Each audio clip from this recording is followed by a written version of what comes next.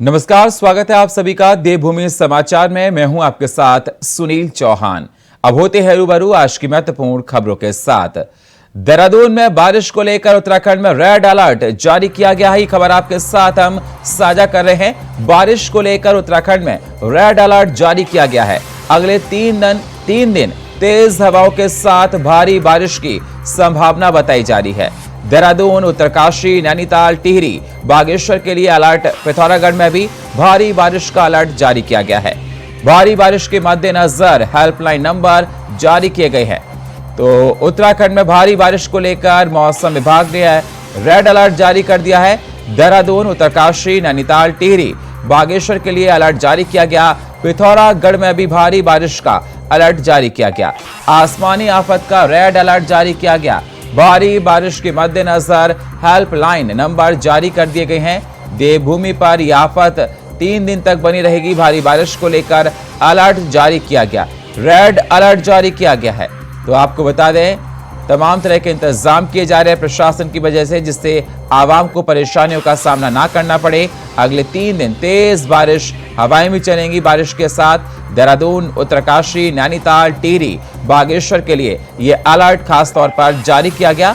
पिथौरागढ़ में भी भारी बारिश के साथ हवाएं चलने की संभावना बताई जा रही है।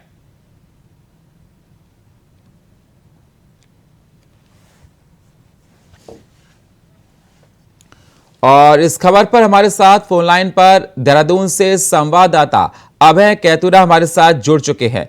अभय, क्या कुछ अहम जानकारी जिस प्रकार से देखा जाए बारिश को लेकर 3 दिन के लिए मौसम विभाग की तरफ से रेड अलर्ट जारी कर दिया गया है, किस प्रकार के अभी हालात हैं उत्तराखंड में और कौन से राज्य में ज्यादा बारिश की संभावना देखी जा रही है?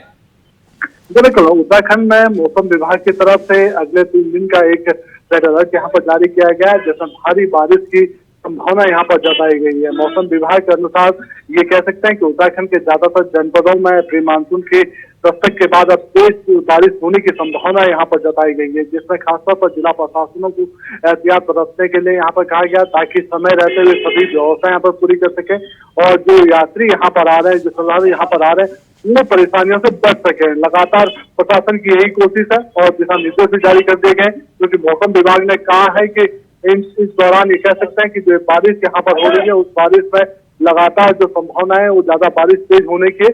ऐसे में कोशिश यही रहनी चाहिए प्रशासन की, चाहे वो चारधाम यात्रा मार्ग से जुड़े हो या दूसरे जो डिस्ट्रिक्ट हैं, जो अंदर संभावित जो जगह वाले डिस्ट्रिक्ट है, वहां पर व्यवस्थाएं पाकूल रखे ताकि लोगों की परेशानियां कम हो सके।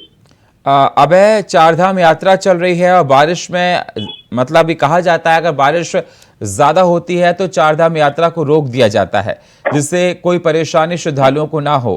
तो चारधाम यात्रा को देखते हुए बारिश कितनी आफत बन सकती है और कितना अवरोध उत्पन्न कर सकती है उस यात्रा में? बिल्कुल, उत्तराखंड में हमेशा ही आसमानी बारिश आफत की बारिश बनकर उभरी है और जिस प्रकार से चारधाम यात्रा के दौरान ये कह सकते हैं कि जो संभावित जो जगह है, भूस्खलन वाली जो संभावित जो जगह है जहाँ पर भूस्खलन ज्यादा होता है, तो उसके चलते जो व्यवधान है वो ज्यादा यहाँ पर उत्पन्न होने लगता है। उत्तराखंड की सुप्रसिद्ध चारधाम यात्रा पर कई ऐसे पड़ाव हैं जो भूस्खलन की जद में आते हैं। ऐसे में उन जगहों पर ज्यादा सावधानी बरतने के लिए कहा गया है। DRF और पुलिस, स्थानीय जो पुलिस है, उनकी टीमों को वहां पर तैनात कर दिया गया है, ताकि जो यात्री वहां पर फंसे होंगे उन सभी को सकुशल बाहर निकाला जा सके। कोशिश प्रशासन की यही है कि जो यात्री यहाँ पर आ रहे हैं उनको पहले से ही दिशा निर्देश यहाँ पर जारी कर दिए जाए, ताकि वो कभी ऐसी संभावित परेशानी वाली जगहों पर न फंस सके। तो कोशिश यही है और यात्रा से भी अपील यही की जा रही है कि चारधाम यात्रा शुरू करने से पहले कम से कम जिला प्रशासन के जो दिशा निर्देश है उनका पालन अवश्य यहाँ पर करेंगे। अब ये भी देखा जाता है कि बारिश के दौरान खासकर देहरादून में, हरिद्वार में जो ज्यादा जहां पर टूरिस्ट जाते हैं वहां पर ट्रैफिक की समस्या बहुत देखी जाती है, क्योंकि कई जगह देखा जाता है कि शहरों में जल भराव हो जाता है, जल जमाव हो जाता है, जिसकी वजह से लोगों को आने जाने में तमाम तरह की परेशानियों का सामना करना पड़ता है। तो ट्रैफिक पुलिस की तरफ से क्या कोई एडवाइजरी जारी की गई है? बिल्कुल, ये कह सकते हैं कि चारधाम यात्रा मार्ग को लेकर पहले से ही यहाँ पर ट्रैफिक प्लान यहाँ पर जारी कर दिए गए हैं। किस रूट पर यात्रा चलेगी, कौन से ऐसे जगह हैं जहाँ पर वन डे रहेगा, उसको लेकर पहले से ही पुलिस और ट्रैफिक पुलिस के जो जवान हैं वो संभावित जगहों पर पहले से ही उनकी तैनाती यहाँ पर कर दी गई है। कोशिश प्रशासन की यही है, पुलिस प्रशासन की, कि जो श्रद्धालु या सैलानी यहाँ पर आते हैं वो जाम वाली जगहों पर फंस ना पाए। इसके अलावा अगर बारिश के दौरान जल भराव की स्थितियां होती है तो निगम प्रशासन और पालिका प्रशासनों को अलर्ट रहने के लिए कहा गया है। जो नालियां हैं, जो नाले हैं, उन जो चौक अभी हो चुके हैं उनको समय रहते हुए खोलने के लिए कहा गया है, उनकी साफ सफाई करने के लिए कहा गया है ताकि जल भराव की स्थिति से निपटा जा सके। प्रशासन अपना स्तर पर काम कर रहा है, लेकिन जिस प्रकार से उत्तराखंड के परिस्थितियां हैं और जिस प्रकार से यहाँ पर हमेशा मानसून का सीजन, आपदाओं का सीजन कहा जाता है, तो ऐसे में सरकार और प्रशासन दोनों के लिए चुनौतियां बहुत सारी है और इन सब चुनौतियों से निपटने की बात सरकार और प्रशासन कर भी रही है। जी अब गर्मियां चल रही हैं, गर्मियों की छुट्टी में खासकर देखा जाता है लोग उत्तराखंड घूमने के लिए जाते हैं। दिल्ली एनसीआर से काफी लोग जाते हैं और बहुत से ऐसे पॉइंट्स हैं, मैं आपको बता दूं, जैसे अगर देहरादून की बात की जाए तो रोवर्स केव है, वहां पर अगर बात की जाए शस्त्र धारा है, और भी बहुत से ऐसे पॉइंट्स हैं जहां पर पानी का बहाव बहुत ज्यादा देखा जाता है। तो ऐसी जगह पर क्या कोई इंस्ट्रक्शंस दिए गए हैं प्रशासन की तरफ से? क्योंकि कहा जाता है कि जब ज्यादा बारिश हो तो ऐसी जगह पर टूरिस्ट ना जाएं क्योंकि नुकसानदायक हो सकता है। बिल्कुल, उसके लिए बाकायदा ये कह सकते हैं कि जो प्रबंधन जो समितियां होती है उन सभी समितियों को अलर्ट रहने के लिए कहा गया है। जल पुलिस और एसडीआरएफ के जवान ऐसी जगहों पर पहले से ही उनकी तैनाती कर दी गई है जहां पर जल भराव या फिर अचानक से बाढ़ आने की स्थिति में यात्रियों के फंसे होने की संभावना ज्यादा रह सकती है। अलर्ट कर दी गई है, पुलिस प्रशासन अपना स्तर पर काम कर रहा है, लेकिन साथ ही जो यहाँ पर श्रद्धालु सैलानी यहाँ पर आ रहे हैं उन लोगों से भी अपील यहाँ पर की जा रही है कि वो कभी भी ऐसी जगहों पर ना जाए। मौसम खराब होने की स्थिति में वो कभी नदियों पर या दूसरे से भूस्खलन वाली जगहों पर खड़े ना रहें या वहां पर जाने का प्रयास ना करें, जिससे उनको परेशानियों का सामना करना पड़ सकता है, उनके साथ कोई घटना वहां पर घट सकती है। इसलिए प्रशासन के साथ साथ अपनी अलर्टनेस यात्रियों को भी यहाँ पर दिखानी होगी। सभी लोगों से सहयोग की अपील यहाँ पर की गई है ताकि किसी भी प्रकार से इस मानसून सीजन में जो परेशानियां आती है उन परेशानियों का मिलकर सामना किया जा सके और लोगों को यहाँ पर सकुशल बाहर निकाला जा सके। शुक्रिया अब हमारे साथ जुड़ने के लिए आपका और ताजा अपडेट देने के लिए। डोईवाला में G20 की तीसरी बैठक पर पहुंचने लगे हैं लोग, विदेशी मेहमान, और आज ब्राजील का प्रतिनिधिमंडल पहुंचा है ऋषिकेश। ये खबर आपके साथ हम साझा कर रहे हैं। G20 की तीसरी बैठक के लिए पहुंचने लगे हैं विदेशी मेहमान ऋषिकेश, और आज ब्राजील का प्रतिनिधिमंडल पहुंचा है ऋषिकेश। आपको बता दें G20 की तीसरी बैठक जॉली ग्राउंड एयरपोर्ट पर एसडीएम शरण नेगी ने स्वागत किया है।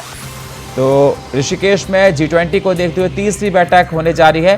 ब्राजील का प्रतिनिधिमंडल वहां पर पहुंचा है और जॉली ग्राउंड एयरपोर्ट पर एसडीएम शरण नेगी ने उनका स्वागत किया।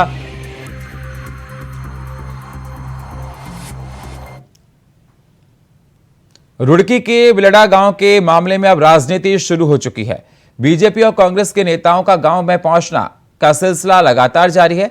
इसी कड़ी में हरिद्वार के सांसद रमेश पोखरियाल निशंक सहित बीजेपी के कई कार्यकर्ता बिलड़ा पहुंचे और दोनों पीड़ित परिवारों से मुलाकात की है और घटनाक्रम के संबंध में पूरी जानकारी ली। इस दौरान निशंक ने कहा कि मामले में कार्रवाई की जा रही है, निर्दोष लोगों को बेवजह नहीं फंसाया जाएगा। साथ ही कहा कि पूरे प्रकरण पर उच्च स्तरीय जांच होगी और जो भी दोषी होगा उसको बख्शा नहीं जाएगा। संपर्क में हूँ, हालांकि बाहर था, मैं उत्तर प्रदेश के प्रवास पर था, लेकिन लगातार ये लोग भी मेरे पास आए थे। लगातार प्रशासन शासन के न तो संपर्क में था बल्कि जो गलत हैं वो उनको दंडित हो सके इस दिशा में लगातार हमारी गवर्नमेंट भी कोशिश में है। बहुत कड़ाई से इसमें निर्णय भी हो रहे हैं और इसकी उच्च स्तर की जांच जो लोगों ने कहा था उसकी उच्च स्तर की जांच, जो दोषी है उसको कम से कम किसी कीमत पर। शुक्रवार को रुड़की के बिलड़ा गांव में हुए बवाल प्रकरण में दोनों पक्षों के पीड़ितों के परिवारों से मिलने पहुंचे हरिद्वार के सांसद डॉक्टर रमेश पोखरियाल निशंक। सांसद के लंबे काफिले को गांव को जाने वाली सड़क में भरे पानी के बीच से ही गुजरना पड़ा। दरअसल बिलड़ा के मुख्य रास्ते पर काफी पानी भरा रहता है और सड़क में गड्ढे होने की वजह से कई ग्रामीण चोटिल भी हो जाते हैं। आपको बता दें, कई बार ग्राम प्रधान से बनने के बाद भी इस जलभराव की समस्या का समाधान नहीं कर पाए हैं।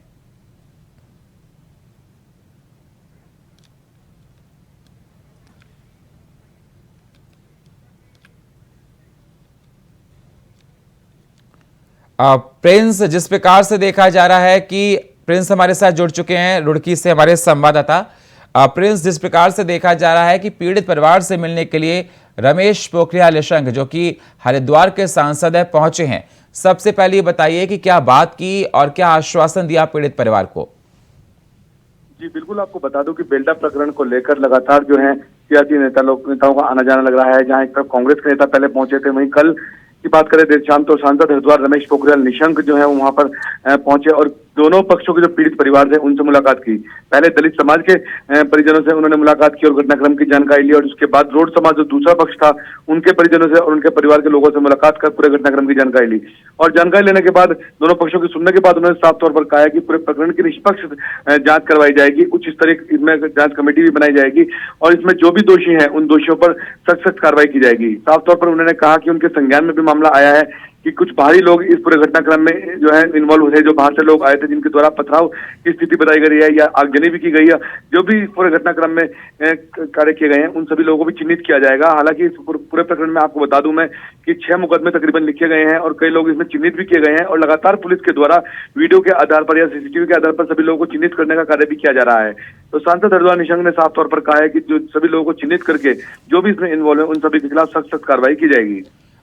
प्रिंस, मैं आपसे ये भी जानना चाहता हूं कि अभी फिलहाल वहां पर किस प्रकार के हालात है बेलडा में, और मैं आपसे ये भी जानना चाहता हूं कि कांग्रेस की तरफ से क्या प्रतिक्रिया आई। जिस प्रकार से आपने कहा कि पहले कांग्रेस नेता वहां मिलने गए, उसके बाद रमेश पोखरियाल निशंक मिले। जी बिल्कुल, कहीं ना कहीं मैं बता दूं आपको, क्योंकि जब ये प्रकरण हुआ था 11 जून को प्रकरण हुआ था, उसके बाद से लगातार ही सभी सियासी नेताओं का आना वहां लगा हुआ है। भीम आर्मी के पहले चंद्रशेखर आजाद रावण पहुंचे थे, वो दलित समाज के लोगों से मिले थे। उसके बाद बात की जाए अनुसूचित जाति आयोग के अध्यक्ष है, उन्होंने मिलने के बाद उच्च स्तरीय कमेटी बनाई थी। उसके बाद कांग्रेस के यशपाल आर्य नेता प्रतिपक्ष थे और जो प्रदेश अध्यक्ष करण महारा, उन्होंने मिलकर पूरे मामले में जो है दलित समाज को इंसाफ दिलाने की मांग की थी। वहीं कल जो सांसद रमेश पोखरियाल निशंक पहुंचे हैं, साफ तौर पर उनका भी ये कहना है कि इसमें जो भी पूरे प्रकरण में लगा हुआ है उनको बख्शा नहीं जाएगा। हालांकि कांग्रेस नेताओं ने मांग की थी कि इसमें प्रकरण में जो जिन लोगों के द्वारा भी पूरा प्रकरण किया गया है उन पर सख्त कार्रवाई की जाए और साथ ही साथ जो पीड़ित परिवार है, पीड़ित परिवार को इंसाफ दिलाने के साथ साथ जो मृतक युवक है उसकी पत्नी को भी नौकरी दी जाए। इस पूरे प्रकरण पर कहीं ना कहीं अब सियासी दांवपेच देखने को मिल रहे हैं। लगातार नेताओं का जमावड़ा लग रहा है, अलग अलग राजनीतिक दल के लोग यहाँ पहुंच रहे हैं। देखने वाली बात ये होगी कि इस पूरे प्रकरण में क्या निकल के आता है। हालांकि मैं आपको बता दूं कि अभी भी गाँव में सुरक्षा के लहजे से पीएससी वहां पर मौजूद है और पूरे घटनाक्रम पर इसमें नजर रखी हुई है। प्रिंस, ये पीड़ित परिवार है, दलित परिवार है पीड़ित, इसके क्या कुछ कहना है इस पूरे घटनाक्रम पर अगर देखा जाए? जिस प्रकार से आप बता रहे हैं कि सुरक्षा के पुख्ता इंतजाम किए गए हैं बेलडा गांव में, अभी भी वहां पर पीएससी तैनात की है कि कोई भी चूक ना हो पाए, फिर से घटना घटित ना हो पाए। तो पीड़ित परिवार का इस पूरे घटनाक्रम पर क्या कहना है, खासकर जब ये बीजेपी के सांसद रमेश पोखरियाल निशंक मिले हैं, कांग्रेस के नेता यशपाल आर्य वहां पे जाके मिले हैं, तो उसके बाद पीड़ित परिवार ने क्या कुछ कहा उनके मिलने के बाद? जी बिल्कुल, कहीं ना कहीं इस पूरे घटनाक्रम पे जैसा कि मैंने बताया कि दलित समाज के जो लोग हैं उन्होंने इस पूरे घटनाक्रम में जो युवक की हत्या का आरोप लगाया था और जो दूसरे रोड समाज के लोग हैं या पुलिस ने जो इसमें पूरी जांच की है, पोस्टमार्टम रिपोर्ट निकल के सामने आई है, उसमें युवक की दुर्घटना से मौत बताई गई है। लेकिन पीड़ित समाज जो दलित समाज है उनका कहना है कि कहीं ना कहीं युवक की पीट कर हत्या की गई थी। तो उनका साफ तौर पर यह कहना है कि जिनके द्वारा इस घटनाक्रम को अंजाम दिया गया था उनके दोषियों के खिलाफ कार्रवाई की जाए और साथ ही साथ उन्हें इंसाफ दिया जाए, जिसको लेकर उन्होंने अपनी पीड़ा जो है, जो भी नेता वहां पहुंच रहे हैं, जो भी राजनीतिक लोग पहुंच रहे हैं, उनके आगे अपनी पीड़ा में रख रहे हैं। वहीं एक बात मैं और स्पष्ट करना चाहूंगा इसमें, इस पूरे मामले को लेकर कल की बात करें तो दलित जो रोड समाज के दूसरे पक्ष के लोग हैं उन्होंने भी पत्रकार वार्ता करके उन्होंने भी साफ तौर पर आरोप लगाया है कि उनके घर पर ही कुछ जो आगजनी की गई है, उनकी मोटरसाइकिलों में आग लगाई गई है, उनके जो घर में तोड़फोड़ की गई है, वो सारा प्रकरण उन्होंने दिखाया है कि जो बाहरी लोग कुछ आए थे इसमें, कुछ चाहे भीम आर्मी के लोग हम उन्होंने कहा या फिर जो बाहर के, क्योंकि जो जब वहां पर पुलिस पहुंची थी तो वहां पर बाहर के यूपी 11 नंबर की बहुत सारी मोटरसाइकिल भी वहां पर मिली थी, तो बाहरी लोगों के द्वारा पूरे घटनाक्रम को करने का उन्होंने आशंका जताई थी। तो साफ तौर पर दोनों पक्षों के द्वारा ये मांग की जा रही है कि जो भी इसमें दोषी हैं उन दोषियों के खिलाफ सख्त कार्रवाई की जाए, जिसको लेकर कहीं ना कहीं कमेटी बना दी गई है। जांच कमेटी पूरी जांच कर रही है और पुलिस भी पूरे प्रकरण पर नजर रखे हुए है। जी शुक्रिया हमारे साथ जुड़ने के लिए प्रिंस साहब का। डोईवाला के केशवपुरी में एक पिता ने अपनी 2 मासूम बेटियों को गला दबाकर मौत की नींद सुला दिया। बीती शाम जब दोनों बच्चियां घर पर दिखाई नहीं दी तो दोनों की तलाश शुरू की गई। तलाश के दौरान दोनों घर के अंदर रजाई के नीचे मरी हुई अवस्था मिली है।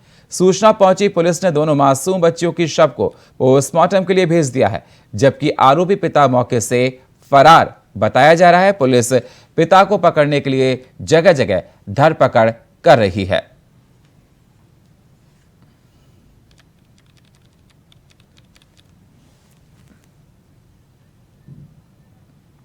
तो आपको बता दें, डोईवाला से खबर आपके साथ हम बता रहे हैं, जिसमें हैवान पिता ने 2 मासूम बच्ची को मौत के घाट उतार दिया। ये पिता ने घटना करने के बाद आपको बता दें रजाई में शव को रख दिया और ये मासूम बच्ची थी, 2 बेटियां थीं। हालांकि पुलिस मौके पर पहुंच गई है और शव को कब्जे में लेकर पोस्टमार्टम के लिए भेज दिया गया है। लेकिन ये समाज में बहुत सारे सवालों को उठाती है कि अगर इस प्रकार से पिता ही जब बेटियों का भक्षक बन जाए तो समाज में क्या मैसेज जाएगा। लगातार पिता को पकड़ने के लिए टीम बनाई गई है। पिता को पकड़ने के लिए जगह जगह छापेमारी की जा रही है, जिससे इन बेटियों का हत्यारा को पकड़ा जा सके। आप सोचो, उस समाज की कल्पना कीजिए जब पिता इस बेटी को जन्म देता है और उस पिता ने ही इन बेटियों का ही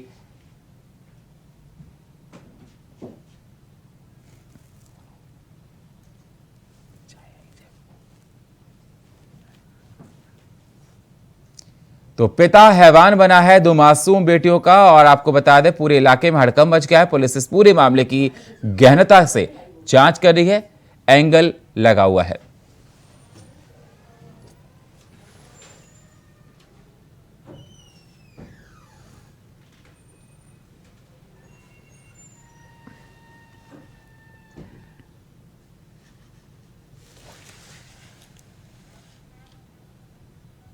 और इस खबर पर हमारे साथ डोईवाला से संवाददाता राजकुमार हमारे साथ जुड़ चुके हैं। राजकुमार, क्या कुछ अहम जानकारी निकल कर आ रही है इस पूरे घटना पर?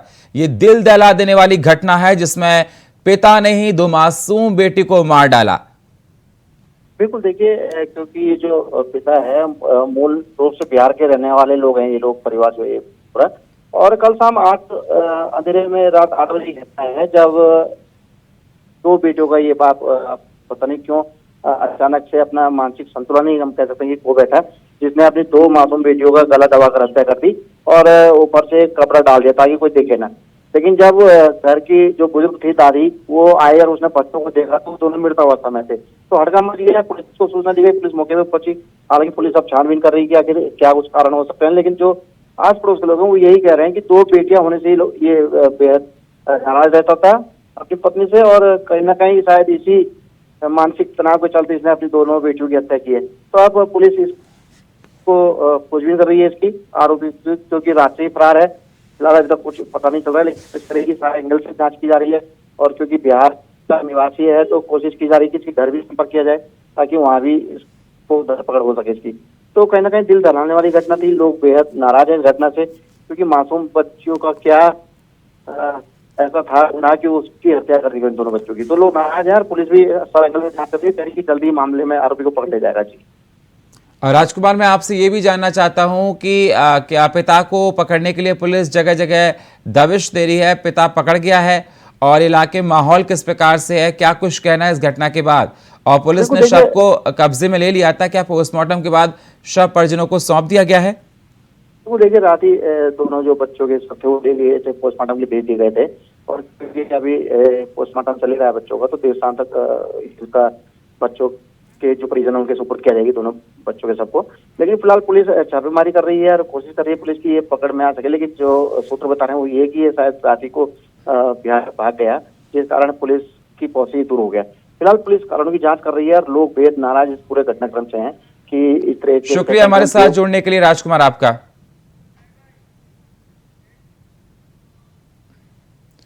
चमोली के जोशीमठ में बीती रात बादल फटने से लोगों के पैदल चलने वाली पुलिया पानी के बहाव में बह गई, जिसके चलते इलाके में भय का माहौल पैदा हो गया है। फिलहाल गांव वालों के पास आवागमन करने के लिए कोई रास्ता नहीं बचा है। वहीं ग्रामीणों के मुताबिक किसी के हताहत होने की खबर नहीं है। हालांकि ग्रामीणों के पैदल चलने का रास्ता पूरी तरह से क्षतिग्रस्त हो गया है।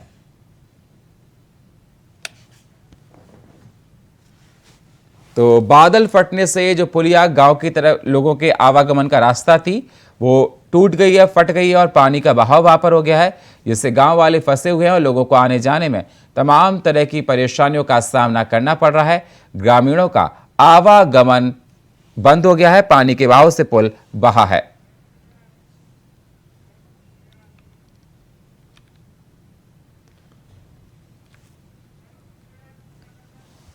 और इस खबर पर हमारे साथ चमोली से सोनी उनियाल हमारे साथ जुड़ चुके हैं।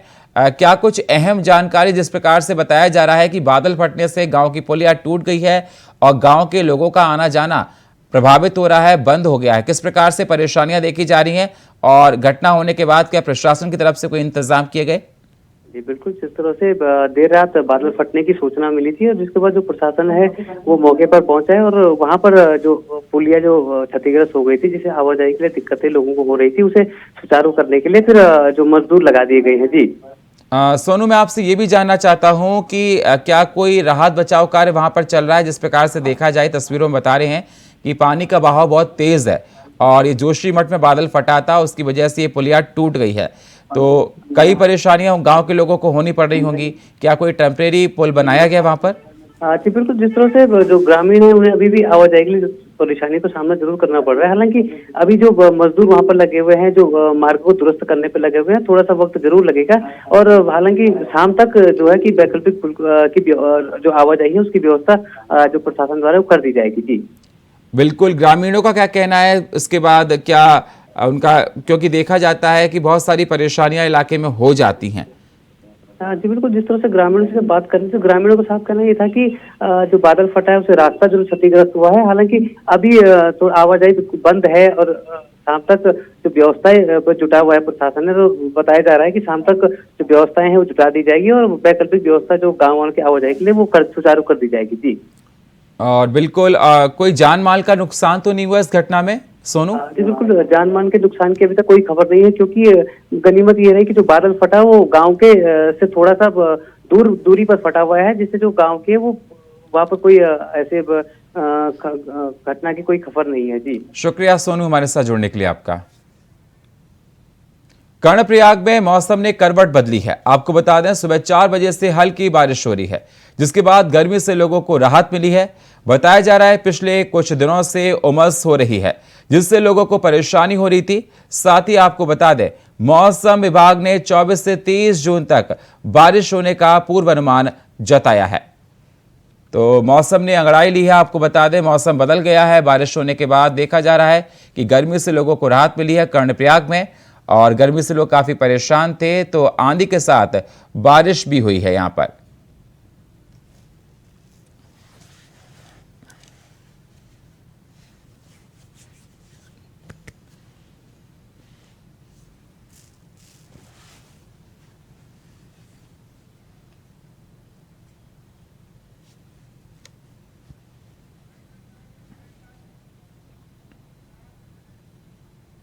और फिलहाल इस बुलेटिन में इतना ही। बाकी खबरों के लिए आप बने रहिए इंडिया वॉइस के साथ। तब तक के लिए नमस्कार।